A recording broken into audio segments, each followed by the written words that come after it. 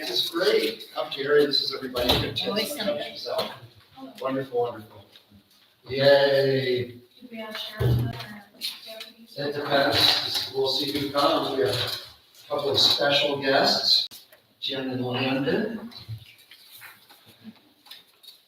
And it's 3 minutes to showtime. I'd offer you coffee. We don't have anything. We're just really low tech, low budget. No, I got nothing. I got nothing.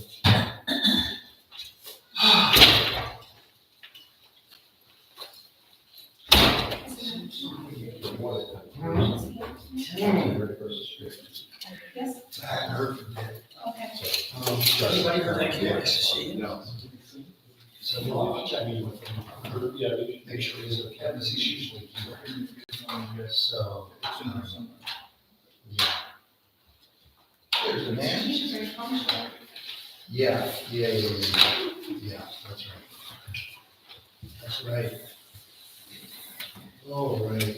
Stephen, why don't you have a seat over here, because I think you might There be you out. go. There you go, buddy. Look at that. We lost in that corner there. And left of center.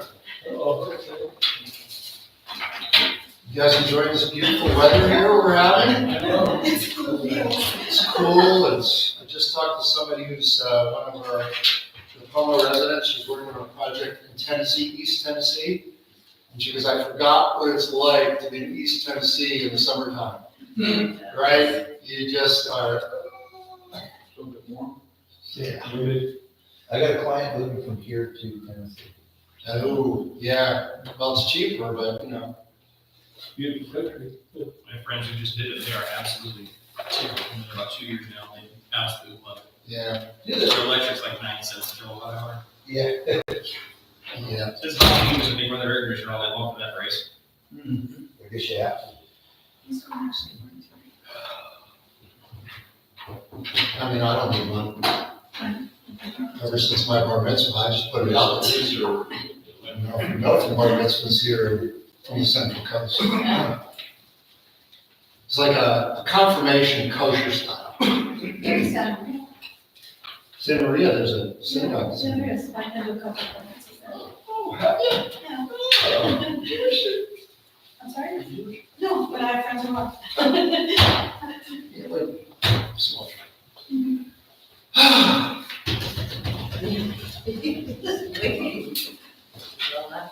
Are you connected, Paul? What do you say? Awesome. Don't forget to put it on Facebook, please. 10, I know. 6, 5, 4, 3, 2, 1. Good evening, everybody. Welcome to the South County Advisory Council meeting for August 26, 2024. So we'll get started by the Pledge of Allegiance. We have our youngest guest here tonight. Landon, would you like to lead us in the Pledge of Allegiance? Yes, of course. Okay, great. I pledge allegiance to the flag of the United States of America and to the republic for which it stands, one nation, under God, indivisible, with liberty and justice for all. Very well done. Thank you. And Madam Secretary, if you would please call the roll. Harry Walls, Here. Robert Wachsky, Here. Daryl Sisk, Russ Hobbs. Here. Tim Gerard, Here. me, here. Steve Schuman, Jerry Bridge, Here. Gary Spellring, Here. Stephen Vines, Here. Pat Duron, Richard Wright. Okay, which was that? We have a quorum. Okay, well, welcome everybody. So we have a couple of special guests tonight. The first thing I'd like to do is just sort of just go right to it with public presentations. Please, yes. Good evening, everybody. You're Staying on? What's going on? on. I'm Mike Brown. Yeah. I'm Mike Brown with the CHP, captain of the San Luis CHP office. I got some stats for you this time, as promised. Great. So we had 7 DUI arrests. Of course, the last month. 4 of those were out of traffic collisions. We had 7 property damage only collisions, 1 minor injury, 1 major injury, and 1 hit and run. Just something for the good of the order that us as a department are working on is getting real-time information out to people. So we're utilizing our platforms, Facebook, X, and Instagram. So there's a massive push coming down. Yeah. So if there's like lanes blocked, that kind of stuff on the 101, they want us pushing that out 24/7. So if you don't follow us now, I'm sorry. All right, We'll get you guys where you need to go quicker. That's the goal. excellent. So, Right, yeah. any questions or concerns? Chairman Brown, is it still okay to call CHP dispatch when we see something? Absolutely. Happening? I mean, because it seems to work for me in the past. Yeah, so if it's a non-emergency, call our non-emergency number, right? But if it's an emergency, then absolutely call 911. That includes pedestrians on the freeway, that's an immediate emergency, and stuff like that. So yeah, don't ever hesitate to call. Okay, yeah, like TCs and an extreme one. Oh, yeah, no, and we're, 103. yeah, and I'll say our officers are really aggressive. We have for years, these officers around here have very senior officers, right? And so the more senior you are, right, like you get a little bit more lackadaisical maybe at times. We have a whole batch in our office right now, along with both Central Coast. We have a lot of young, eager officers. When we get those calls in, they're chasing them down and they're finding them. There's not, in the last couple of months, if someone calls in a DUI, that driver is stopped. And 8 out of 10 times they're going to jail for DUI. So, yeah, don't hesitate to call. We need the community's help in keeping the roads safe. That's what we're here for. I don't know if you've noticed lately, there's been a lot of posts of people running past the buses as they're picking up and dropping off children. Can they do extra patrols at school time or something? Because it's, around here especially, it's happening a lot. So when they have the red lights on? Yes, and they're running and people are getting pictures, Yeah. and there's complaints, I mean, it's been crazy. Okay, yeah, we're gonna pay special attention to that. Plus there's grant funding for us to actually set up stings on that, which we do. So now school's starting up, there's definitely a big focus on safety with children and pedestrians, things like that, so. Okay. But that's gonna bring it back. Thank you, because I know that's a big question out there that everybody, we're live, just let everybody know we're live. Everybody's been wanting to, Yeah, okay, we can get that some attention for sure. thank you. Just one other thing, would it be worth investing in trying to get funds, like through donations or whatever, to put fake cameras on the stop signs? Because I've actually almost got hit tonight by somebody rolling through the stop sign. Yeah. I mean, they didn't even slow Right. down, they just rolled right on through, and I was Yeah. turning left on the frontage from Division, and this guy just came flying at frontage and didn't even think about stopping. Right, so I've never seen that fake camera idea, but, yeah. Outside of the purview of the highway patrol does. But, yeah, I mean, the biggest thing I can say is that be a defensive driver, right, which sounds like you are, is always anticipate that, especially at red lights, wait a little bit, clear the intersection before you go through. That can save you quite a bit. Any other questions, comments? Thanks, officer, appreciate it. Thank you. All right. Thank you very much. Thank you. Okay, great. Thank you. All right. I think everybody knows, but for those of you who don't, we are a volunteer group of council members who live, and some of us still work in the community. And so part of our commitment in volunteering is to support the health, safety, and growth of our community.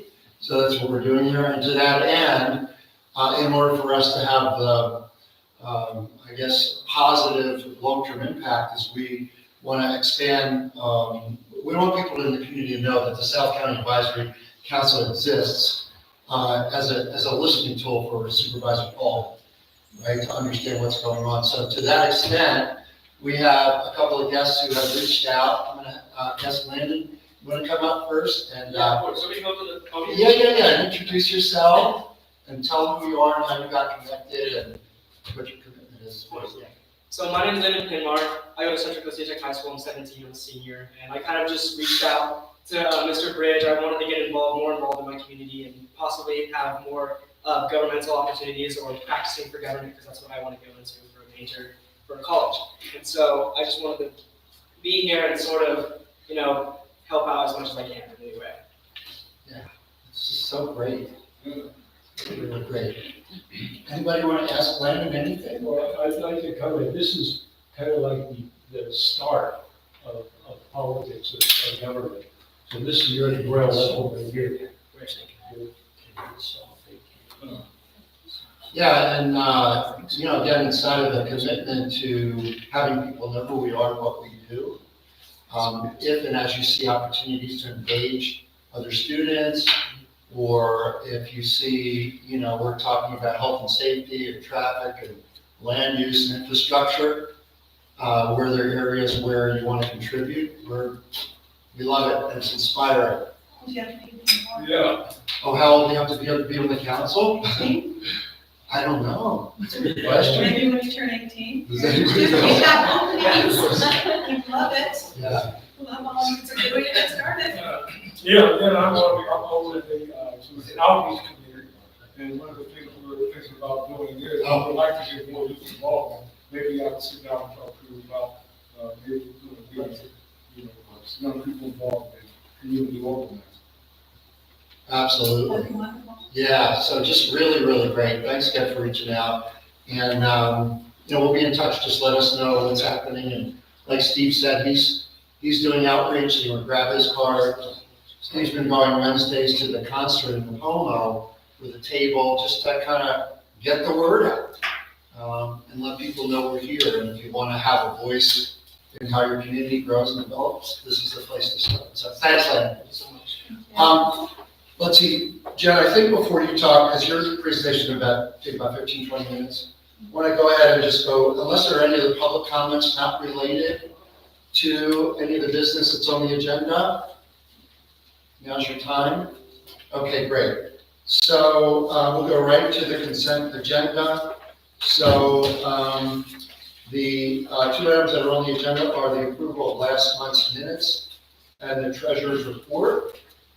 And so, can I get a motion about a recommendation to approve those items? I'll make a motion to accept the, agenda. I second. Okay, all in favor? Okay, so be it. So both those items are approved, and then we'll go right to new business. So the first project is McKenna parcel split. So do we have anybody here from that? Yep. Yes, good evening. I'm Mike Stanton with MBS Land Surveys, representing Ron McKenna. And I've got some maps here we can hand out. We've got some 11 by 17s and some jumbo size if anybody needs a large copy. Yeah. So cool.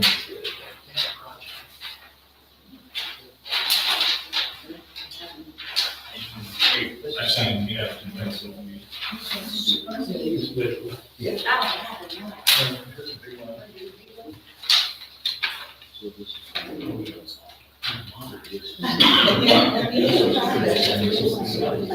I'm also here with Terry Barber, sitting in my office and can answer any planning questions.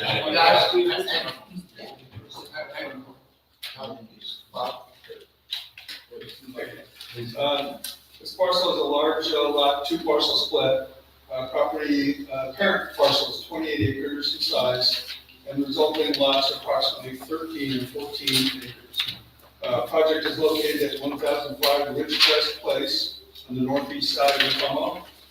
Parent parcel was created by parcel map, CO 99254, approximately 20 years ago. It is part of the Highland Homeowners Association and the Highland easement maintenance agreements for project. Zoning is residential rural, which determines the size based on various criteria such as access, slope, roads, septic and water service, on-site water and sewer. This parcel meets all the criteria for minimum 10 acre parcel size. There's a highway corridor design standard combining designation that will limit visibility from Highway 101 for the new construction. Project has on-site water as well, and septic systems. Existing well in the northeast corner of proposed parcel 3, which shows up on the map you have there. And the intent is to use a shared water system for both parcels. Access is from the existing roads off of North Dana Foothill Road, Highland Hills Road, and then Ridge Pass Place. So, anybody has any Are questions? there any questions? And the plan use is already reviewed this and recommended for approval, just. That's what I- So it's just a land, the biggest one, split it, I'll be, Right, planning yeah. on doing any other. No, there's no development proposed at this time. It's a straight split. Yeah, it's just a straight split, so we would probably explore building envelopes and that type of thing once they apply for a building permit for each specific parcel. That's standard process through the county. But we're not proposing any development at this time. Yeah. Any other questions, comments? Yeah. Is this northeast over, up the northeast side here? Yeah. Yeah, and who's, just out of curiosity, because of what we're talking about tonight, who's responsible for the water there? Is it NCSD or the? No, this is a private well. They have a well outside. Okay. So they're gonna have a shared, private water agreement for the two parcels, and that one well will provide water for both parcels. Thank you. That's more than adequate for the parcel size of, 13 and 14 acres. Great. Any other questions? Is there a motion? I make a motion to approve the project. Recommend project. And a second? All in favor? Right, so be it. Thank you. Right, thank you. Appreciate it. All right, next project is the, is that one? Moshel, yeah, like I said. The cell tower. Please. Oh, that was-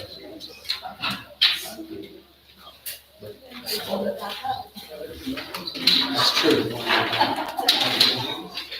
Oh. They left. Oh, yeah. Oh, yeah, yeah, yeah. Yeah, Jack's gonna be right up. Sure.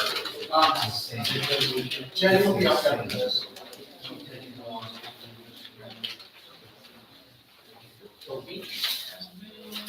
Oh, wow. You need to put it in. Wow. Come on. No, it's just gonna be.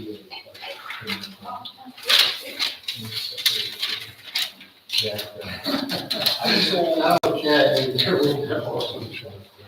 Well, good evening, my name is Franklin Wilson. I'm here on behalf of Antoinette and Verizon. Antoinette is the project applicant for this project. The project is a multi-carrier facility that we're trying to build for at least 3 carriers on the street. We initially started, I think your agenda calls for 145 tower. Yeah. Disguised as a tree.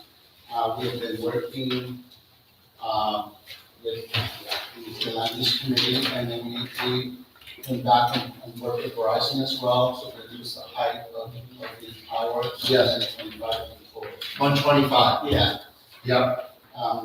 As background, I was here back, I think in November 2023. I basically did a very brief presentation to the board showing what we were trying to do and what we're trying to accomplish here.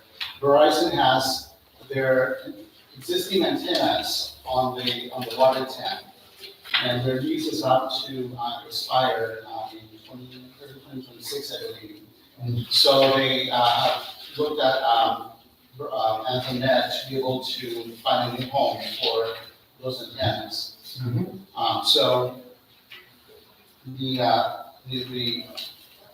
project, again, it's a 145 foot tree. This guy's a pine tree. The area that we're occupying is approximately 1,700 square feet for the whole project. Outside of that, we're planning for landscaping and for additional live trees that will be planted, so that way they can grow and provide some context to the project itself. Yeah. So, on the, I provided you with a copy of brief version of the drawings for the project as well as photo simulations that show you basically what the project will look like from different vantage points. Yeah. So, so we presented this to the land use committee, and these were the progress that we made in terms of reducing the overall height of the tower. Yeah. And so we're here to, ask you for your recommendation, Sure. approval to move forward to the planning commission. Yeah, okay, well, let's have at it, kids. So the rendering here, that's the pine tree? Yes. Okay. Is that what we've liked the best so far, what we've said before? What was the? Yes, this proposal for the pine did come to land use committee, we preferred it greatly over the eucalyptus, yes. Yeah. Okay. Okay. Carrot, yeah. The pine trees that you're gonna plant to try and disguise, who's gonna water them? We're looking at basically the whole landscaping. We're looking at a program of having a water tank on site that is going to be maintained by a landscape contractor. So all the plants, they're gonna be maintained in water over a period of at least a year, maybe a year and a half, until they take on their own. But we're looking at basically placing a water tank within the compound, and I believe that's shown here. Yeah, if you look at A3, right close to the entry doors, you'll see the proposed location for that water tank. I'm sorry, where are you? A3? This one? Yes, yeah. A3? Yes. Oh, got it, okay. And then, with regard to the planting of the live trees, is it, what, if any, thought has been given to how mature those trees are when they get planted? So we have, in the photo simulations, we're showing what they would look like when they're from 10 years from now. We're looking at the 36-inch box trees. And so those, from my understanding and talking to the landscape architect, they're going to be in the range of about 12 to 15 feet in height. Okay. In 10 years, they're going to get up at least into the 20s. 20? Yeah. The mature height for those trees are approximately 65 to 75 feet. Okay, okay. I don't think I'll be around, but, So at maturity, at best, they'll be maybe half the total height of the tower. About 2/3. 2/3? Yeah. Okay. And is there a rendering of that in your notes? On the photo simulations, you'll see it, there's a label there for the trees, and we're showing that. Oh, in the diagram? No, on the pictures. Oh. Yeah. Oh, is that where you're, yeah. Oh, I got it. Okay, I got it. All right. Okay. Okay. Is that 2/4? Yeah, it's 2/4, yes. So that gives you, yeah, and those are not fully grown, but they're starters? Yeah, those are shown at approximately 10 years. Yeah, wow. It's just so tall. Oh, question for the public, sure. Yeah, there is a pine tree that is being used for a similar purpose across from the library, on the church that's on the corner, across from the library. I'm just wondering if it's the same kind of pine tree as you mentioned. It's a tower. Yeah. Yeah, I'm not sure where the library is. I'm not from the area here, but I saw actually there's one, you can see it from the parking lot here. Oh, okay. And that one looks to me more like a broadleaf tree rather than a pine tree. Okay, It's not quite. so where is this going to be located? This is gonna be located on the northeast corner of, Willow Road and, Patriot Avenue. So there's a big water tank there, there's an existing water tank, it's approximately 90 feet in height. Yeah. And the Verizon has their antennas straight Yeah, up. these first, yeah. I think we have a question. I have another question. Yeah. For the pine trees that are gonna be planted, is that just a tree the architect went with? Or is there another option? Central Coast has a bad problem with pine trees and bark beetles. Yeah. I'm actually a current landscaper, so I'm removing a lot of them right now. So I don't think 10 years, they're not gonna be here. I'd give them 5 at most. We're open to suggestions, so Yeah. there's a different, Yeah. that could, Yeah, pride in this area, and I've seen several, along the freeway. yeah, we had some 30-year-old ones that Yeah. just literally were finding not even 2 months ago on there. They're brown, they're brown. Yeah, so I mean, we can do the pine trees, or we can do other types of fast growing. Sorry, yeah, I want to ask you what the options are. If there's maybe another tree that is going to take root, and maybe even grow taller. Other design options available? I've seen, eucalyptus tree, That's what I'm family, asking. that's, Oh, no. but we basically selected the live pine trees to go along with the tower. We would have chosen the eucalyptus trees, and we went with the eucalyptus style tower. Yeah. But I don't know if you wanna go ahead and mix the two, that's fine with us. Anything that will, again, thrive in this area that is not going to be. Mix the two. Oh, you mean there's already another tower that's a eucalyptus, is that what you're saying? No, we initially had a design as a eucalyptus tower. Yeah. So if we kept that, then we would have found maybe eucalyptus trees. Oh, I got it. On the previous drawings. Yeah. But, since the last, meeting that we had, we searched it. Yes. Just to make your life easier, right? Yeah, questions, yeah. Yeah, so what would be the possibility, like you said, those trees are best and all. So do you think that, as a board, make a recommendation for pine tree? I don't think that we were calling until the beetle issue that we have in the community here. So, is there any way that we could, that it would look so weird, we could sort of mix.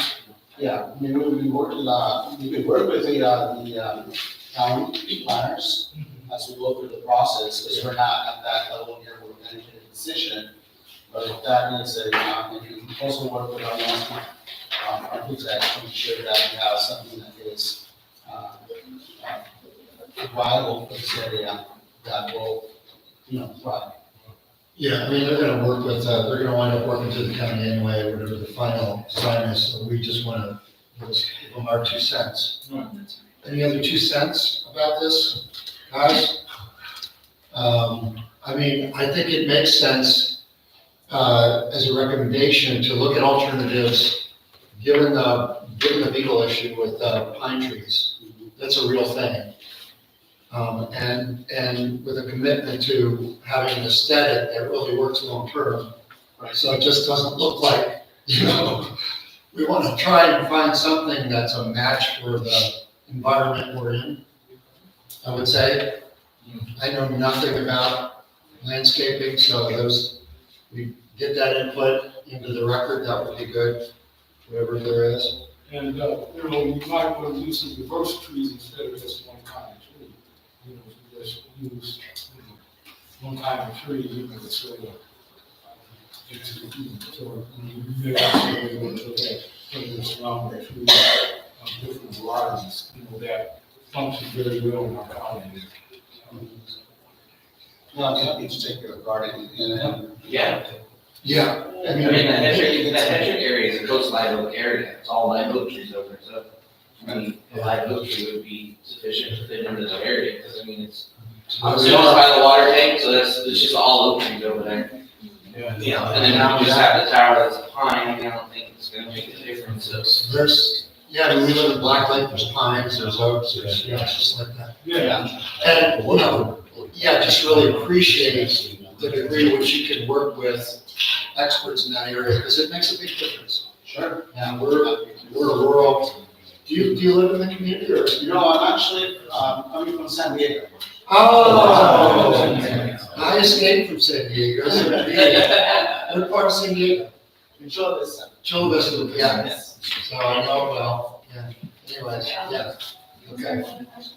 Other questions, yeah. I got one.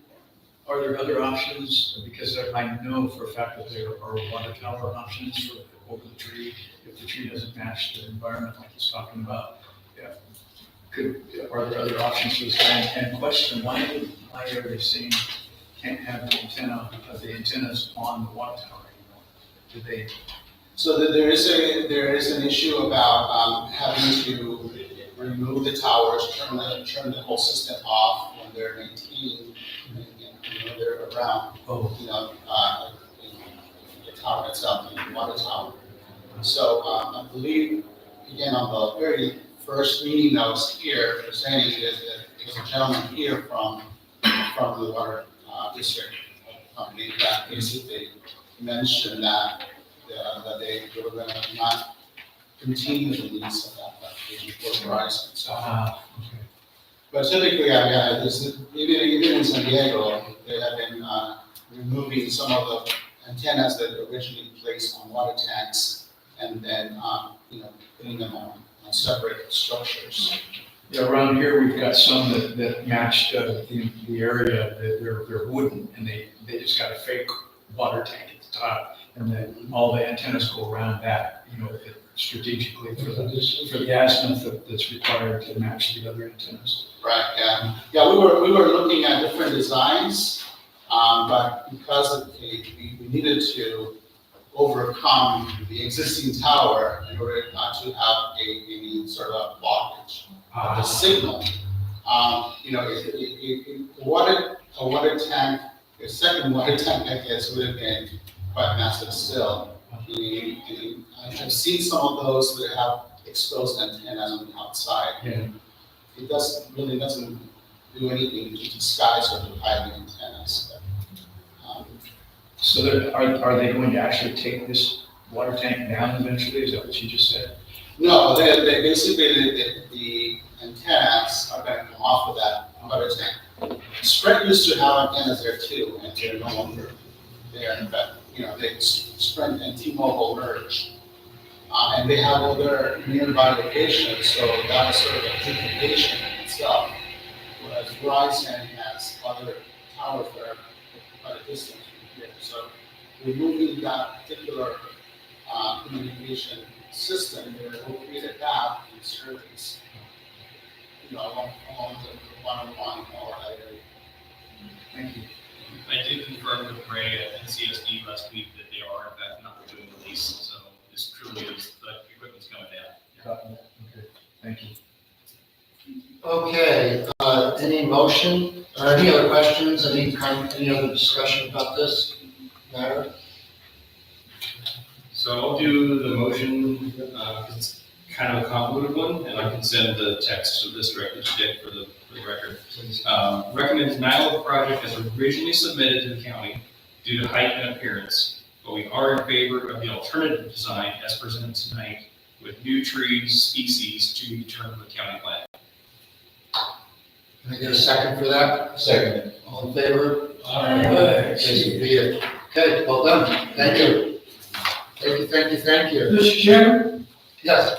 you're gonna have to try and cool it so I can raise my hand before you. Oh, I'm sorry, I didn't see your hand. Well, you were up and running. My wife tells me the same thing, I apologize. This is gonna be the tallest pine tree in the world. It's gonna look at me from every point on the compass. I really hope that you can find a better alternative. Thank you, Harry. Thank you, sir. Okay. Sir, do you want these back? Sure. Yeah, yep.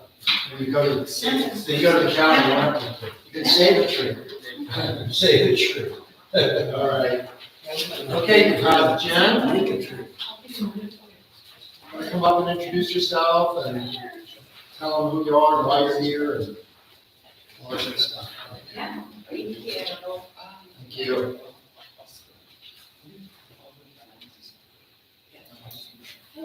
Hi, everybody. Thank you so much for having me. My name is Jen Rose, and I work for County Behavioral Health and Prevention Outreach, and I coordinate our opioid safety coalition. And I'm here today, kind of in a random way, and that one of your council members reached out to us after some media we put out from the coalition. The month of August, we celebrate and recognize Overdose Awareness Day. It's August 31st. And so we've been putting a lot of tips and information and resources about naloxone and overdose prevention.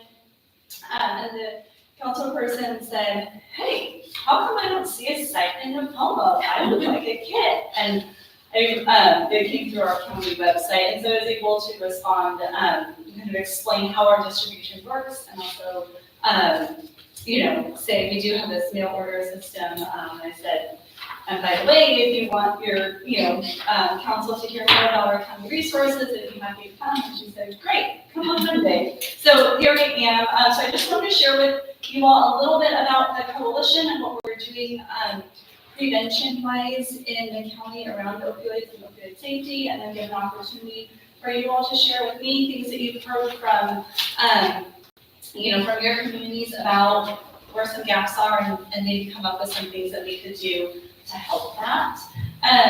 So generally, the Slow Opioid Safety Coalition, we actually were founded in 2016, and it was really a response to overprescribing of pain medications, and noticing that we were having some issues around that. Of course, a lot has changed in the landscape of opioids with the emergence of synthetic fentanyl, and really sparking kind of this big rise in overdose deaths in our community here in Silk County, and of course across the state and nation as well. So we have participation, of course, from different behavioral health services, whether it's treatment services, both public and private, community-based organizations, first responders, criminal justice programs, different healthcare providers, public health, and schools. And we're always looking for new folks to join our coalition. Our main kind of goals in our process is first and foremost to prevent substance use in the first place. We want to increase tools for harm reduction. So these could be things like ways that we can help make, if people are going to use drugs, how can we at least mitigate some of the risks associated with that use? We of course want to encourage people to gain access to treatment for a substance use disorder. And of course, we really want to stop death from overdose. So some of the things that we've been doing over the past several years through the coalition is lots and lots of outreach and awareness. We've worked with all of the school districts throughout the county by providing education and outreach both to students and parents and faculty. We've engaged all of our local school districts in actually having naloxone, which is a medication that reverses opioid overdoses. All of our K-12 schools have that on campus with staff trained and able to utilize that in case of an emergency. We do a lot of different awareness campaigns. Right now, obviously, I mentioned we're doing a lot of overdose awareness, education, and outreach. On the 31st, we have an event in Mitchell Park in SLO to recognize lives lost to overdose. We also worked really, really hard at increasing access and availability of harm reduction services. So that might be helping the community be aware of different outreach events and activities that our community partners are doing. So the Nurse Exchange program is out in a lot of different areas in the community on different days, providing outreach to some of our most vulnerable populations.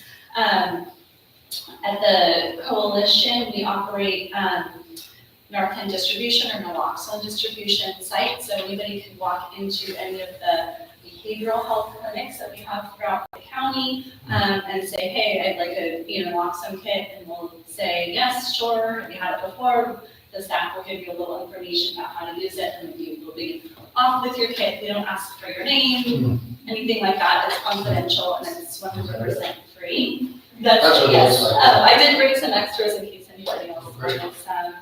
What's in those kits is one unit of Narcan, which has basically 2 nasal spray devices in it. They're pre-dosed with 4 milligrams of naloxone. Really easy to use. This is the formulation that's now over the counter, so anybody can walk into any retail pharmacy and purchase this. But we do have it for free, and we're readily able to give it out through funding through the California Department of Health Care Services. Also in the kits, we do have a fentanyl test strip. That can be a really useful tool for people who are actively using different substances to give them some more information about that. What we know now is that illicitly manufactured fentanyl, which is incredibly potent, it's about 100 times stronger than morphine, if that kind of gives you a picture of that. And a very, very small amount can actually produce a fatal overdose. That amount is 2 milligrams, and it's the equivalent of really just like a few grains of salt. Yes. It would fit on the tip of a pencil. That can give you a visual of how potent fentanyl is. And is being sometimes purposely, sometimes accidentally, laced into all types of illicit drugs, whether it's methamphetamine or cocaine, counterfeit pills, a lot of illicit drugs. So we really encourage people, if they are using any type of substance that's not from a pharmacy here in the United States, that they should really test their drugs, just so they can get more information about it. Okay, so that's what we're doing harm reduction wise. And then finally really working to increase access and availability to treatment. One of the things that I hear time and time again, from parents and community members is just, my kid's using, how do I get them help? What treatment services do they have? And so we've really been trying to bolster the amount of treatment providers we have in our county, and help remove any barriers to that. So some barriers might be, especially here, transportation. As we talked about with our distribution sites, we don't have a clinic in every community in our county. Our county doesn't have the resources to justify basically having that amount of staffing in every area. We wouldn't be able to provide good service doing that. Right now, we have across the county 5 drug and alcohol treatment clinics. One of those is a youth treatment facility, another for serve adults. But we do have private providers, and one of the things that we're trying to do is help bring treatment to individuals. So we are working with other community groups to kind of get on outreach, and it's like, okay, you're already going out, can we provide some education? Can we help you maybe use a navigator to connect, to bring treatment, or at least bring an aspect of treatment to these communities that might have a harder time accessing our brick and mortar services. And so that comes with a lot of training of different providers, outreaching, and trying to encourage people to learn about what treatment looks like and reduce some of the stigma associated with it. So that's one of the things we have going on. You may have heard in the news that the county, in partnership with the Good Samaritan Shelter, has just opened a new sobering center that's located in San Luis Obispo, and it's near the Southern County Health Campus, it's near the psychiatric health facility and the crisis stabilization unit, which are crisis services for folks with mental health concerns. And so the sobering center is basically a place for a person to go if they are under the influence and are having, it's basically debilitating their ability to function properly. They can go there, they can get kind of some free medical care, they can learn about what different treatment options there are, and there's folks there that kind of help them get to that next step. So it's a really exciting opportunity that we have in our county that we can provide that service to those. And my understanding is that they're even able to help provide a little bit of transportation to people that are at the sobering center to, maybe get back to, their home, get to, if they're needing to get to maybe a more intensive level of treatment, like a residential treatment facility, they're able to coordinate some of those aspects for them as well. Through the county has an opioid settlement fund. You may have heard in the news that all of these, the opioid crisis, there's been a lot of lawsuits against different pharmaceutical companies for their role in contributing to that crisis. So essentially, how a lot of overdoses started was over-prescribing of opioid medications. People became addicted to them, and then maybe switched to heroin, or and then now it's more of a fentanyl access and addiction. And so these lawsuits basically went to the pharmaceutical companies and said, hey, you guys pushed all these drugs. You didn't really fully explain the level of addiction potential. And now we have all of these deaths happening and lots of addiction, and so you should pay for some of that, essentially is what these lawsuits said. So a lot of them have settled, and anyway, and so our county and different cities within our county are able to access some of those funds, and the way that, among other things, that we're starting to use those funds, it kind of just came out, but doing a lot of things that I just mentioned, we're also able to expand some of the community action teams, which is where we're able to pair a behavioral health psych tech or nurse with a law enforcement officer or deputy to be able to go out in the community when law enforcement gets calls for, people under the influence or, some other, like maybe a mental health concern or things kind of be in the behavioral health world, so that instead of arresting these folks, that the CAT group is able to go out there, meet with them, and help provide them the care and resources that they need, which really is a win-win. Our jails don't get overcrowded, plus we're able to help people that need help in a way that is appropriate for them. Okay. I talked about opioids. Does anyone have any questions?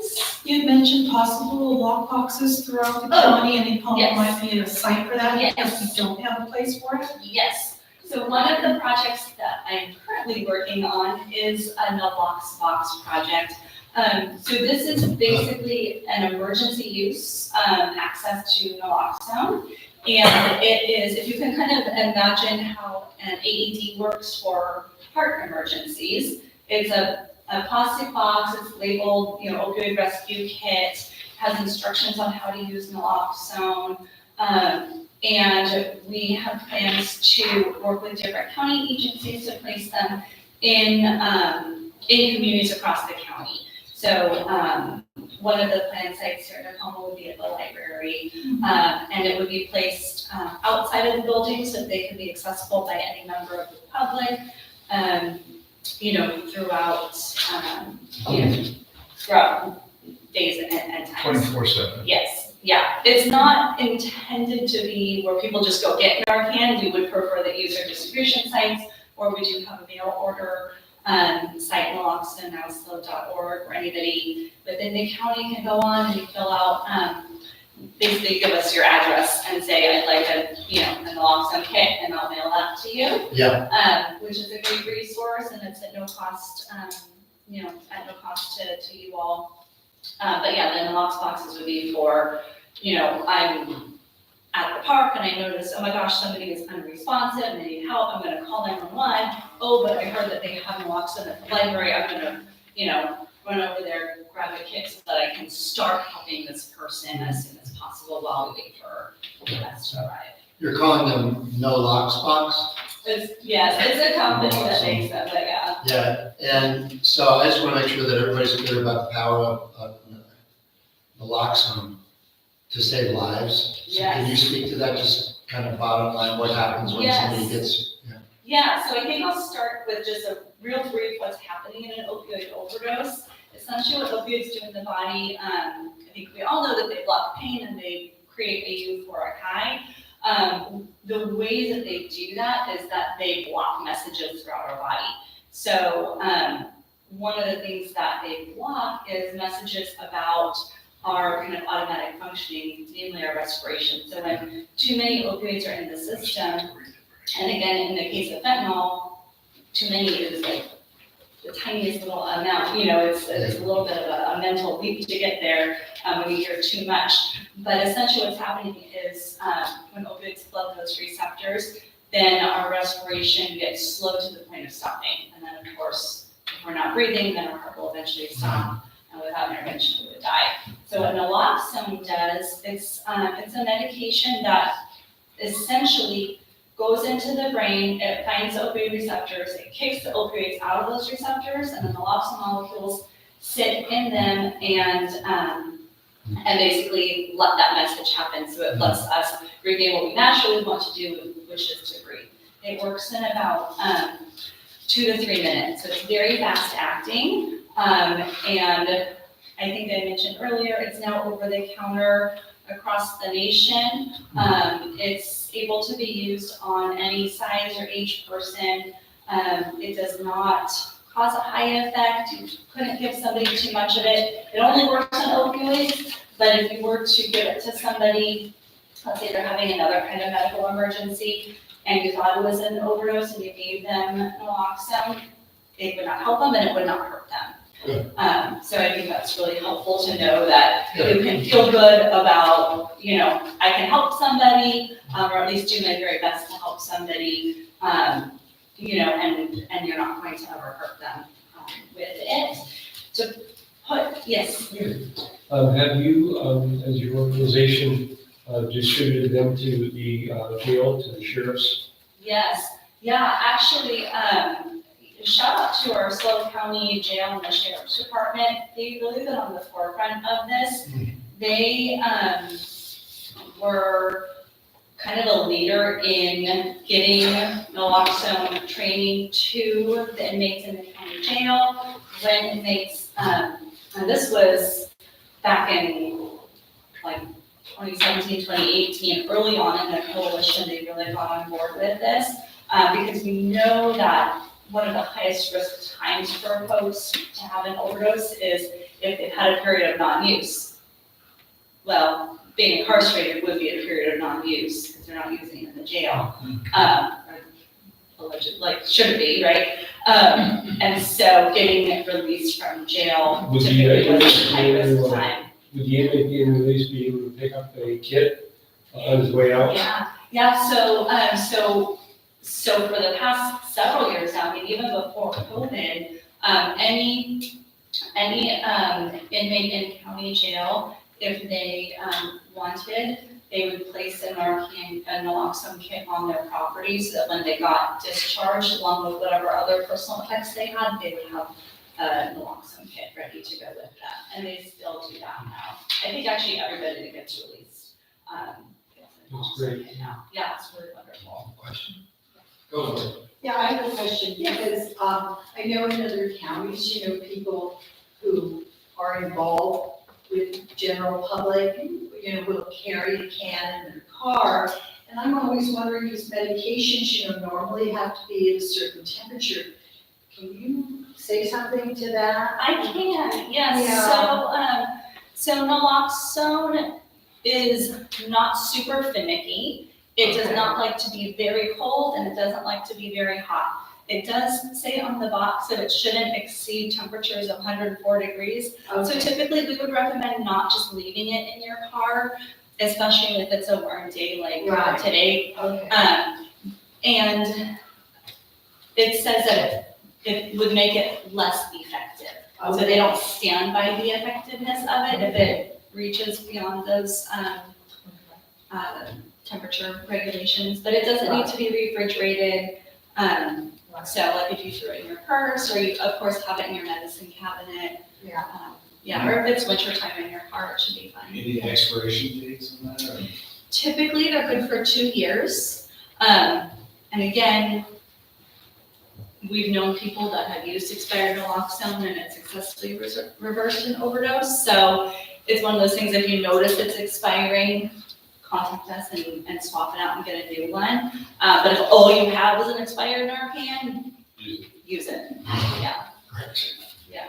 Yes, sir. Yeah, when you look at the beginning of the whole situation and how Congress really set the, possibility of this whole thing happening. So, has Congress ever taken responsibility for its part in passing legislation? Federal Congress? Yes. Not that I've seen. I do know, I think the solving of this problem comes from a lot of us. Yeah. And I don't know of any community level problem where, of course, our policymakers, don't always get it right. We hope that they do, and I don't often see that accountability being taken. I do know that at least, in California, there has been a lot of work from our legislature to ensure access to naloxone for the general public. We do have a couple laws on the California books that, protect the person trying to help somebody. So that's a law that says that a non-medical person is, legally able to have used naloxone and cannot be held civilly or criminally liable for whatever the result of their actions with naloxone are. So I think that's really positive. We also have a 911 Good Samaritan law in California that essentially says that if you are calling 911 to get help for a person that you suspect is having a medical emergency like an overdose, that when law enforcement show up, they are not legally able to arrest a person or cite them for being under the influence of a controlled substance or for having a personal sense amount of that controlled substance. We found that a lot of people weren't calling 911 because they were afraid of getting in trouble, and then you have lots of people dying. So. Justin, I know you had a. I actually have a question for the board. Since we sit here and make decisions for projects going in, these knockboxes that she's putting in, can we make it a mandatory rule that when they're building a new construction building, they put one in, same as an AED? I don't know, I don't know. We could, I don't know. We can make it. I was just gonna say, how can we help? Yeah. So there's a world of things that we can do and want to do. Landon's here, he's in high school, he should be, that's the place. We're gonna be in touch afterwards, because there's a ton of questions we will have about this. Sure. But we definitely want to get everything posted on the website, that's an education, where people can go to get naloxone, all that. And we just, unless anybody's got any burning questions, I want to respect everybody's time. Anything else that you want to let us know, or anything else anybody wants to ask? Can you repeat the website again so that we know? Sure. So the easiest way would be actually to go to opioidsafetyslow.org. That gives all information about opioids in general, connecting to county resources, and then connecting to the naloxone reform as well. And it has a listing of all of the locations within the county where somebody can walk in and access naloxone. Whether that's a county facility or one of our community partners as well. Is there a time frames to when we might have one at the Nipomo library? I am hoping within the next month or two. Oh, that's awesome. Yeah. Great job. So. Really, really well done. I mean, there's a test strip of fentanyl in that bag. There is. That's gonna save lives. Hopefully. Yeah, and people are using them. I mean, that's great. The test strip is a very, kind of specific market. Yeah. But, and of course, we recommend at any point if you can not use an illicit substance, that's the safest Right. choice. But people are kind of in a lot of different stages of their use and hopefully their path to, to treatment and recovery. And it's just really important that we meet people where they are on that path to provide the best support that we can, the best resources that we can, so that when they're ready, they'll come back and remember that we are trustworthy and that we want to help them. Great. Thank you. Thank you so much. Thank you for coming. All right, I think we're ready for committee reports. So Tom Gerard, circulation. I'll tell you, that's kids. That's it. Yeah, no, that's great. That's crazy. That's good. Yeah. So we had a meeting, prior to this meeting, Yeah. then we discussed, the new construction that's being proposed on Hill Street. Okay. And the other new construction is over here. Okay.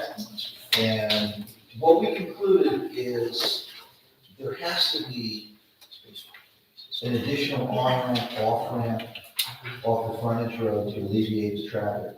We can't just keep approving these projects without having the infrastructure in there first. Yeah. So, I mean, that's essentially our position, of traffic and circulation. So, we're not against these projects, Right. but the infrastructure has to be there, or at least it has to, correlate with the time that these properties are gonna be coming into the ground. Right.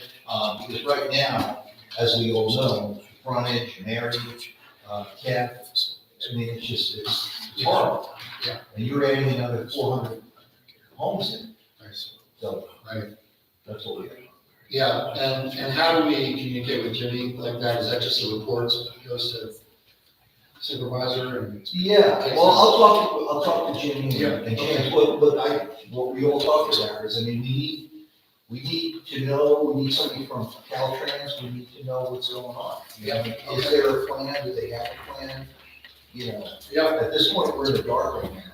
Right. And I think that's what we need to, I appreciate it. It's just like build, but, we're gonna get jammed up. Right, we are doing that. Very In that section, Yeah. in that pocket. I mean, there's other areas in the home that we don't have that issue, right, in that pocket. Right. Okay.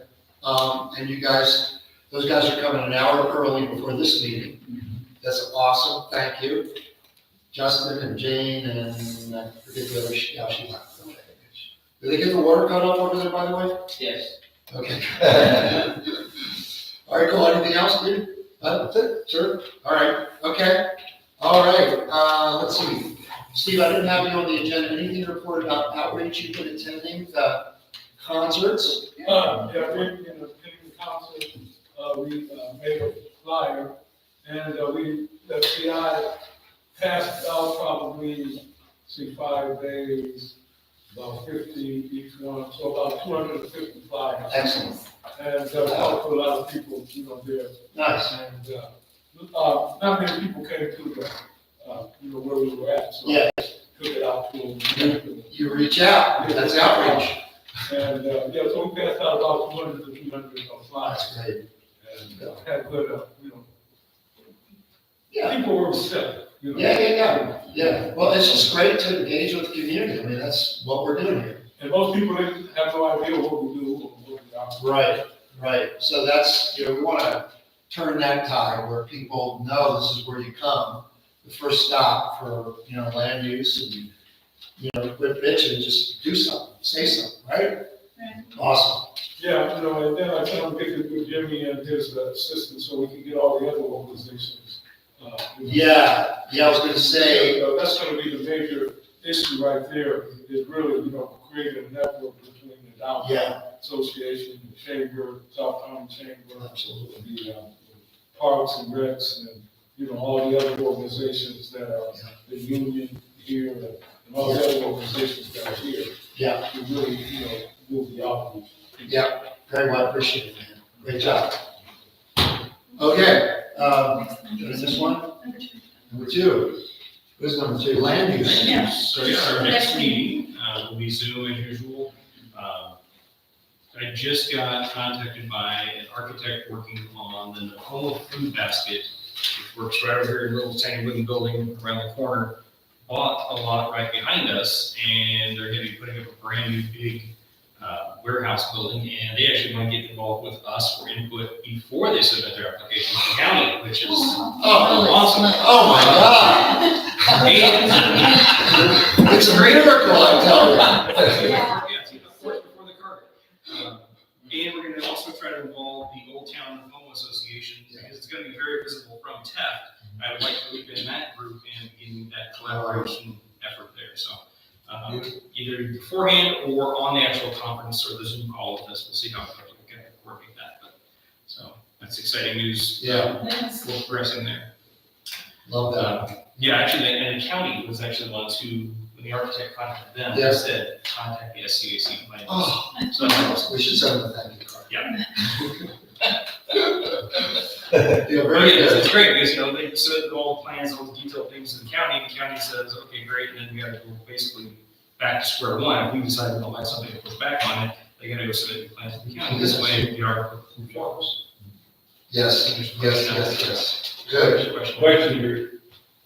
Is this the time for public questions? Oh, yeah, just go for it. We're winding down, so, yeah, please.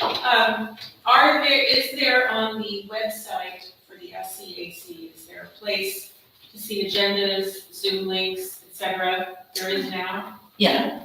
There Okay, is agendas, yes. Okay. Minutes, And agendas. minutes okay, that are on there, yes. okay, so we'll see the agenda for that, September 9th meeting now, or soon? It will be on there, yes. Okay, thank you. They go up, 3 days beforehand, 3 days. Yeah, I put a little note on my calendar, make sure you get the agenda out by Friday, Okay, so. thank you. So the public can view, having you take. Every agenda we've ever had, every meeting. No, but the Zoom meeting. the- Oh, yeah, that's on Facebook. Yeah, it's live, so It's like, okay. Yeah, Okay. yeah. So we use YouTube to broadcast it, and then we post the link on, today I got 3 of the Nipomo neighbors groups. We've got that other Nipomo group, Nipomo neighbors, and everything Nipomo. How about next door as well? No, not yet. Okay. Next time. Yeah, excellent. We're just committed to, being available as we can be, so people can participate. Anything else about neighbors? No. Okay, Website, well, we're still waiting for feedback on our new website we're designing, so far I've only got input from Rose, thank you, Rose. Everybody else, please give your input so we can get Derek work on that and get our new website going. okay, good, okay. And we're up to 98 followers on Facebook, we're about to crack 100. Come on, man, Yeah. that's awesome. A year ago, we had like 9. See, there you go. So please make a note to, our website needs a makeover, and we want to make it compelling and beautiful and 21st century looking. So if you have some input, if there's some websites that you really like, the color schemes or the dynamics, send them to Derek, please. All right, treasurer's report, please. I don't have the report, but I can tell you that the check supposedly isn't in the mail yet. Check, which check? The check from the county, so we can pay some money. No, are you already started that? Oh, we got the money from the county yet? That's funny. It's in the mail. Not yet. The check is not in the mail. Okay, so as chair, I can just, should I vote him about it? No. No? Okay. All right, good. One less thing for me to do. Anything else? That's it. That's it. Okay, good. Number 5. And number 5. Okay, number 5, so there's a meeting right here on Wednesday. It has to do with, I've been bugging you guys on the council, it has to do with the annexation of water to make the Dana Reserve development possible. And this council has already recommended unanimously in favor of the proposed alternative for the Dana Reserve. and part of the issue was the water. So the Wednesday's meeting is the last meeting to make your voice count about whether or not you want the NCSD to annex the water for the Dairy Reserve or not. That's when that vote's gonna happen. If they vote against it, then the project can't happen because there's no water. Yeah, Jared. It says 10:30, isn't the meeting normally at 9 o'clock? Oh, that's a mistake. Yeah. Yeah, that meeting is at 9 AM. I don't know how that happened. Good eye, dude. You gotta come to more of these meetings. And you got a flyer about it? Yeah, So you got some extra ones, or is that it? 0900, we can make copies. So 9 Well, yeah, just, if you're here and you're concerned about that, that's where you wanna be for that. Okay. And then, It's 9 AM tomorrow night? it Wednesday. Wednesday. So anybody listening out there on the internet, the NCSD meeting will be at 9 AM on Wednesday. Come early. Yeah, come early. You guys bring coffee and donuts? There'll be a lot of people. There'll be a lot of people here. It's a real, it's a live issue. Write your poster. Same room. A point of protocol on that, I don't believe this council took any official stance on the annexation question. That's right. So as a council, we have no stance on it. It'll be your personal opinion. Okay? Thanks for clarifying that. Appreciate that. Just along on that subject right there, one time, I think that we should really take a look at the district, because how the district is so spotted, the way in which it's formed. I think I left, your neighbor said the people will give you the map. We're supposed to give you the map. What are we talking about the district lines? The water district, how the water district hits this spot, that spot, the way in which it's, really, Yeah, there you go. There's my neighbor, she's right there. All right, you guys, our next meeting is September the 23rd at 6:30 PM. Thank you for being here. Thank you, everybody on the council, and, adjourned.